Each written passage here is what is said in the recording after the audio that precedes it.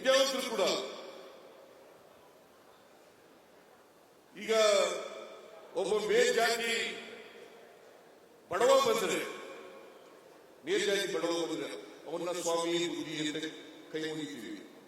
ಅದೇ ಒಬ್ಬ ದಲಿತ ವಿದ್ಯಾವಂತನಾಗಿ ಶ್ರೀಮಂತನಾಗಿ ಬಂದರೆ ಅವನನ್ನ ಸಿಂಗುಲರ್ನಲ್ಲಿ ಮಾತಾಡಿಸ್ತೇವೆ. ಇದು ಗುಲಾಮಗಿರಿಯ ಸಂಕೇತ.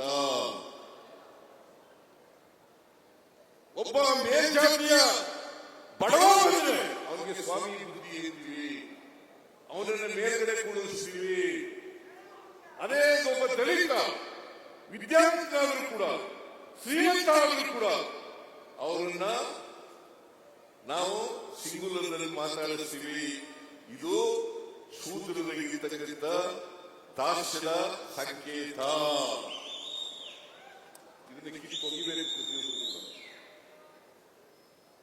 ಇದು ಕಿತ್ತು ಒಗಿರಲಿಲ್ಲೇ ರಾಜಣ್ಣ ನಿಷ್ಠುರವಾಗಿ ಏನೇ ಪರಿಣಾಮ ಆಗಲಿ ಆ ಪರಿಣಾಮವನ್ನು ಎದುರಿಸ್ತೀನಿ ಅಂತಕ್ಕಂಥ ಧೈರ್ಯ ಇರಬೇಕಾಗ್ತದೆ. ಯಾವುದೇ ಪರಿಣಾಮದಿಂದ ಆಗ್ಬೋದು, ಕೆಟ್ಟದು ಆಗ್ಬೋದು, ಒಳ್ಳೇದು ಆಗ್ಬೋದು. ನನ್ನ ಪ್ರಕಾರ ಒಳ್ಳೇದಾಗ್ತದೆ. ನಾನು ಇವತ್ತಿಗೆ ನನಗೆಲ್ಲ ಒಳ್ಳೇದೇ ಆಗಿದೆ, ನನ್ ಕೆಟ್ಟದ ಹಾಗೇ ಇಲ್ಲ, ರಾಜಣ್ಣನೂ ಆಗಿಲ್ಲ ಅಂತ ಅನ್ಕೊಂಡಿದ್ದೀನಿ. ಈಗ ರಾಜಣ್ಣ ನೋಡಿ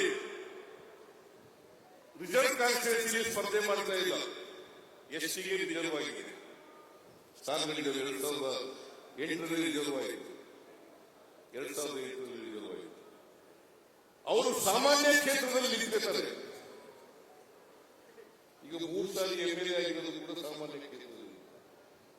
ಸಾಮಾನ್ಯವಾಗಿ ಎಸ್ಟಿ ಅವರು ಎಸ್ಟಿ ಕ್ಷೇತ್ರದಲ್ಲಿ ರಿಸರ್ವ್ ಕಾನ್ಸ್ಟಿಟ್ಯೂನ್ಸಿ ನಿಂತಿರ್ತಾರೆ. ಇವರು ಸಾಮಾನ್ಯ ಕ್ಷೇತ್ರದಿಂದ ಗೆದ್ದಿದ್ದಾರೆ. 2 ಸಾರಿ ಗೆಲುವು ಸೋಲುಗಳು ರಾಜಕೀಯದಲ್ಲಿ ಸಾಮಾನ್ಯ. ಶ್ರೀಮತಿ ಇಂದಿರಾ ಗಾಂಧಿ ಅವರ ಸೋಲು ಇಡೀ ದೇಶದ ಜನರನ್ನ ಗೆಲ್ಲಿಸತಕ್ಕಂಥ ಶಕ್ತಿ ಇದ್ದಂತ ಇಂದಿರಾ ಗಾಂಧಿ ಅವರ ಸೋಲು. ನಾನು ಸೋತಿದ್ದೀನಿ, ನಾನು 3 ಸಾರಿ ಸೋತಿದ್ದೀನಿ, ಅಲ್ಲ 4 ಸಾರಿ ಸೋತಿದ್ದೀನಿ, 9 ಸಾರಿ ಗೆದ್ದಿದ್ದೀನಿ. 4 ಸಾರಿ ಸೋತಿದ್ದೀನಿ, 9 ಸಾರಿ ಗೆದ್ದಿದ್ದೀನಿ.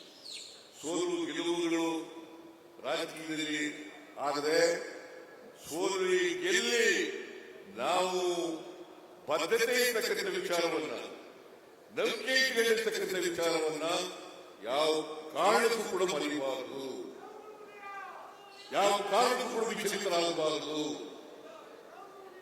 ಇದನ್ನ ನಾವು ಮಾಡಿದ್ರೆ ನಾವು ರಾಜಕೀಯದಲ್ಲಿ ಇದಕ್ಕೆ ಸಾರ್ಥಕ ಆಗ್ತದೆ.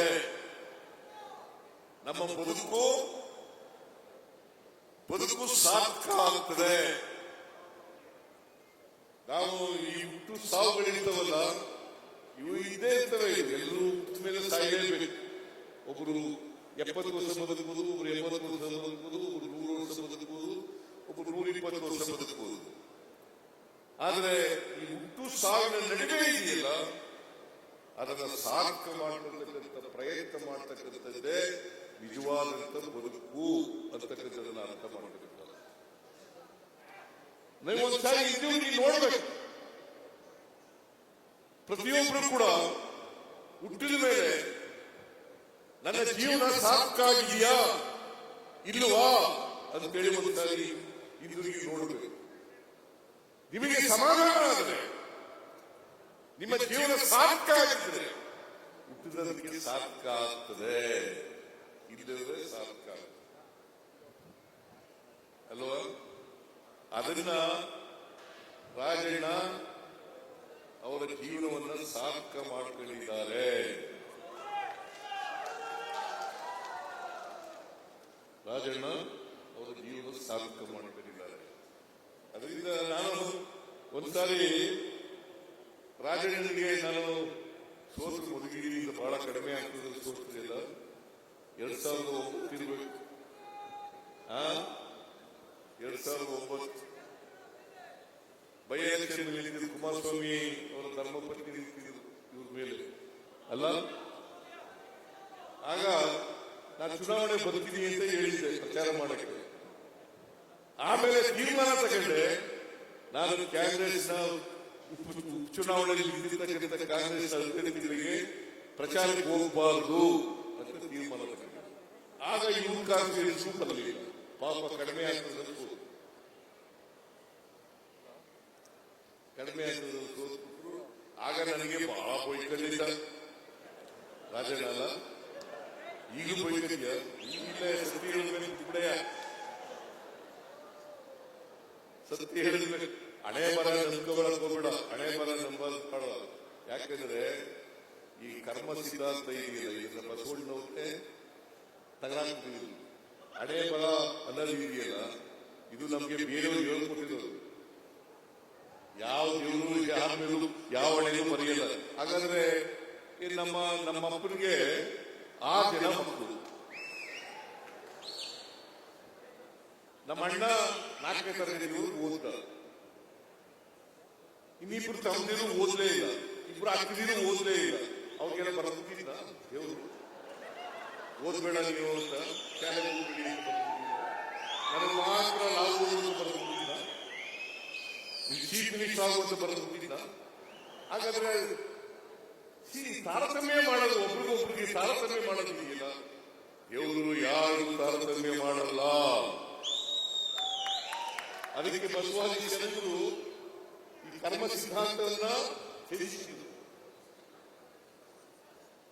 ಕರ್ಮ ಸಿದ್ಧಾಂತ ಇದೆಯಲ್ಲ, ನಾನು ಈಗ ಯಾಕಪ್ಪ ಬಟ್ಟೆ ಇಲ್ಲ, ಈಗ ಯಾಕೆ ನಿನಗೆ ಹೊಟ್ಟೆ ಇಲ್ಲ, ನೀನ್ ಯಾಕೆ ವಿದ್ಯಾವಂತನಾಗಿದ್ದೀಯ ಅಂತಂದ್ರೆ, ನಾನು ಹಿಂದಿನ ಜನ್ಮದಲ್ಲಿ ಪಾಪದ ಕೆಲಸ ಮಾಡಿಬಿಟ್ಟಿದ್ದೆ, ಕರ್ಮದ ಕೆಲಸ ಮಾಡಿಬಿಟ್ಟಿದ್ದೆ, ಅದಕ್ಕೆ ಈ ಜನ್ಮದಲ್ಲಿ ನಾನು ಈಗ ಹುಟ್ಟಿಬಿಟ್ಟಿದ್ದೀನಿ.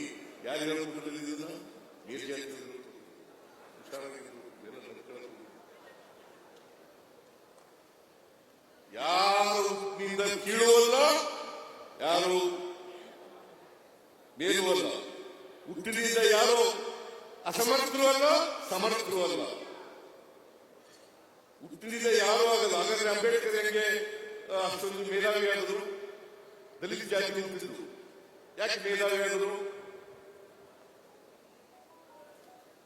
ವಾಲ್ಮೀಕಿ ಯಾಕೆ ಮೇಧಾವಿ ಆದರು?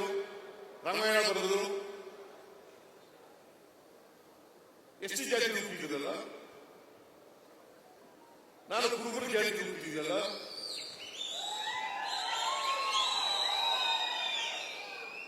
ಅದರಿಂದ ಹುಟ್ಟಿನಿಂದ ಯಾರು ದಡ್ರು ಅಲ್ಲ, ಯಾರು ಮೇಧಾವಿಗಳು ಅಲ್ಲ.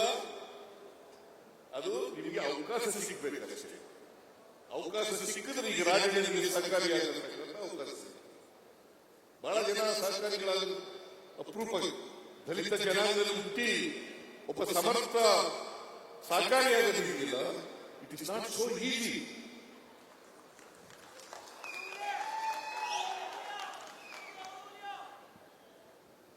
ನಾವು ಅವಕಾಶ ಸಿಗಬೇಕಷ್ಟೇ. ನನಗೆ ಅವಕಾಶ ಸಿಕ್ತು, ನಾನು ಬೆಳೆದು, ನಾನು ಲಾಯರ್ ಆದೆ, MLA ಆದೆ, ಮುಖ್ಯಮಂತ್ರಿ ಆಗಲಿಕ್ಕೆ ಅವಕಾಶ ಸಿಕ್ತು. ಆಗ್ತದೆ ಇಲ್ಲ. ನಾನು ಓದ್ದೆ ಹೋಗಿದ್ರೆ ಏನೂ ಆಯ್ತಿರ್ಲಿಲ್ಲ. ಅದಕ್ಕೆ ನಾನು ರಾಜಪ್ಪ ಮೇಷ್ಟ್ರು ಯಾವಾಗ ನೆನಪಿಸ್ತಾ ಇರ್ತೇನೆ. ನಾನು ನೇರವಾಗಿ 5ನೇ ತರಗತಿ ಸೇರಿದೆ.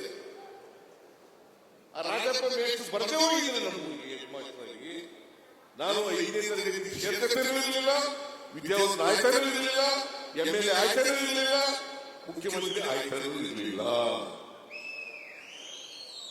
ಆಮೇಲೆ ಬಾಬಾ ಸಾಹೇಬ್ ಅಂಬೇಡ್ಕರ್ ಅವರು ಸಂವಿಧಾನ ಇದೆಯಲ್ಲ, ಅದು ಇಂಥ ಸಂವಿಧಾನ ಇದೆಯಂದ್ರೆ ನಾವೆಲ್ಲರೂ ಕೂಡ ಮುಖ್ಯವಾಗಿ ಬರಕ್ಕೆ ಆಗ್ತಾನೇ ಇರಲಿಲ್ಲ.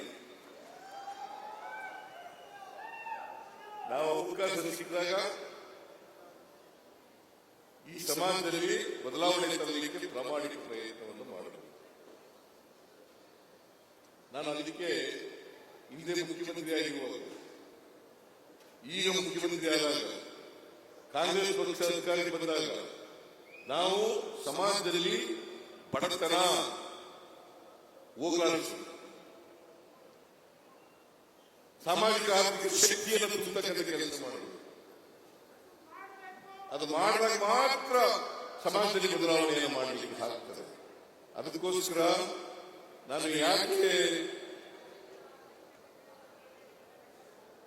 ರಾಜಣ್ಣವ್ರನ್ನ ನಂಬ್ತೀನಿ, ಪ್ರೀತಿಸ್ತೀನಿ ಅಂತಂದ್ರೆ ಅವರ ಬಡವರ ಮೇಲೆ ಇರ್ತಕ್ಕಂಥ ಕಾಳಜಿ, ಬಡವರ ಮೇಲೆ ಇರ್ತಕ್ಕಂಥ ಕಾಳಜಿ. ಯಾವುದೇ ಜಾತಿ ಸೇರಿದೆ, ಈಗ ನಾವು ಗ್ಯಾರಂಟಿ ಯೋಜನೆಗಳನ್ನು ಜಾರಿ ಕೊಟ್ಟಿದ್ದೀವಿ. ಅದರ ಜಾತಿ ಇದೆಯಾ, ಪಕ್ಷ ಇದೆಯಾ, ಧರ್ಮ ಇದೆಯಾ? ಎಲ್ಲ ಜಾತಿಯವರು ಇದ್ದಾರೆ. ಬಿಜೆಪಿ ಅವರು ಇಲ್ವಾ, ಜೆಡಿಎಸ್ ಅವರು ಇಲ್ವಾ? ಅವ್ರನ್ನೆಲ್ಲ ಬಿಟ್ಟಿದ್ದೀವಿ ನಾವು. ಎಲ್ಲ ಗ್ಯಾರಂಟಿ ಯೋಜನೆಗಳನ್ನ ಎಲ್ಲ ಸಮಾಜದಲ್ಲಿರ್ತಕ್ಕಂಥ ಎಲ್ಲ ಬಡವರಿಗೆ 1,64,00,000 ಕುಟುಂಬಗಳಿಗೆ ಗೃಹ ಜ್ಯೋತಿ ಫ್ರೀಯಾಗಿ ಕರೆಂಟ್ ಕೊಟ್ಟಿದ್ದೀವಿ. 1,22,00,000 ಕುಟುಂಬದವರಿಗೆ 2,000 ರೂಪಾಯಿ ಫ್ರೀಯಾಗಿ ಕೊಡ್ತಾ ಇದ್ದೀವಿ. 1,22,00,000 ಕುಟುಂಬಗಳಿಗೆ ಫ್ರೀಯಾಗಿ ಕೊಡ್ತಾ ಇದ್ದೀವಿ. ಎಲ್ಲ ಮಹಿಳೆಯರಿಗೂ ಜಾತಿ ಇದೆಯದು ಏನಮ್ಮ, ಎಲ್ಲ ಮಹಿಳೆಯರಿಗೂ ಕೂಡ ಫ್ರೀಯಾಗಿ KSRTC ಬಸ್ ಓಡಾಡಬಹುದು ಅಲ್ವಾ? ಅದನ್ನು ಇಂಥ ಜಾತಿಗೆ ಹೋಗಬೇಕು ಅಂತ ಹೇಳಿದೀವ, ಇಂಥ ಪಕ್ಷದವರಿಗೆ ಹೋಗಬೇಕು ಅಂತ ಹೇಳಿದೀವ. ಬಡವರು ಯಾವುದೇ ಜಾತಿ, ನಾನು ಬರಗೂರು ರಾಮಚಂದ್ರಪ್ಪನವರ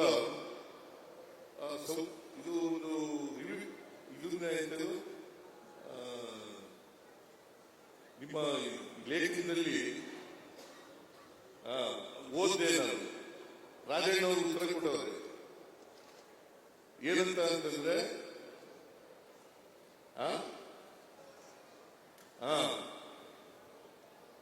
ಏನಂತ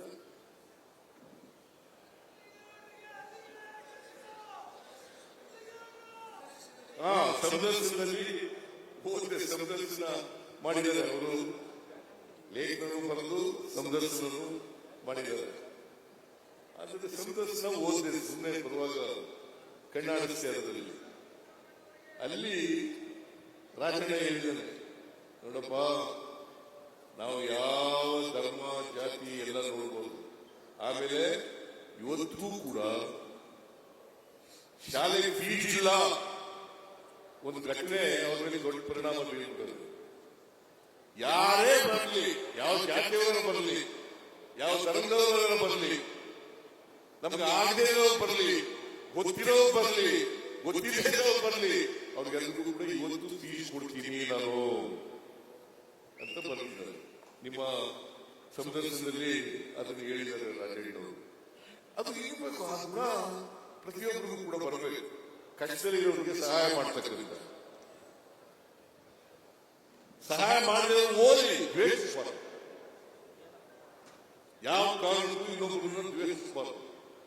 ಅದನ್ನು ಮಾಡ್ತಕ್ಕಂಥ ಕೆಲಸ ಮಾಡಬೇಕು.